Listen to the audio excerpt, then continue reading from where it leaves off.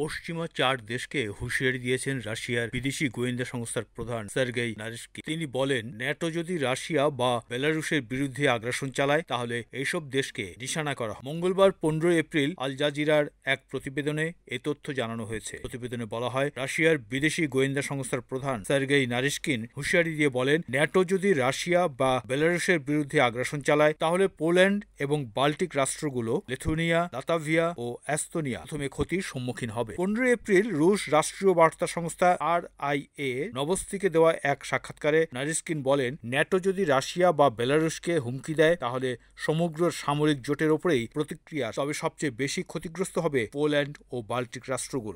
তিনি বলেন, পোল্যান্ড এবং বাল্টিক দেশগুলো বিশেষভাবে আক্রমণাত্মক মনোভাব দেখা, অন্তত কথার তারা সর্বদা অস্ত্রের ঝনঝনানি করছে। নারিস্কিন অভিযোগ করেন, ন্যাটোর সামরিক তৎপরতা রাশিয়া ও বেলারুশ সীমান্তের কাছে বেড়ে যাওয়াতে ইউরোপীয় মহাদেশে বর্তমান বিপজ্জনক সংকটের সৃষ্টি হয়েছে। পোল্যান্ড তার সীমান্তে, বিশেষ করে বেলারুশ ও ক্যালিনিনগ্রাদের সঙ্গে যুক্ত অংশে প্রায় 20 লাখ অ্যান্টি ট্যাঙ্ক মাইন বসানোর পরিকল্পনা করেছে বলেও দাবি করেন তিনি। পোল্যান্ড ও বাল্টিক রাষ্ট্রগুলো সম্প্রতি জানিয়েছে, রাশিয়ায় হুমকির প্রেক্ষিতে তারা অটোয়া কনভেনশন থেকে সরে আসছে। এই আন্তর্জাতিক চুক্তিটি ভূমি মাইন ব্যবহারের উপর নিষেধাজ্ঞা আরোপ করে। এছাড়াও নারিস্কিন উল্লেখ করেন, পোল্যান্ড সম্প্রতি পারমাণবিক অস্ত্রে প্রবেশাধিকারের আগ্রহ প্রকাশ করেছে। ফ্রান্সের প্রেসিডেন্ট ইমানুয়েল ম্যাক্রো সম্প্রতি ইউরোপীয় মিত্রদের আনার প্রস্তাব দেন, যার জবাবে পোল্যান্ডের প্রেসিডেন্ট আন্দ্রেস দুদা বলেন, এটি পোল্যান্ডের নিরাপত্তার জন্য লাভজনক হবে।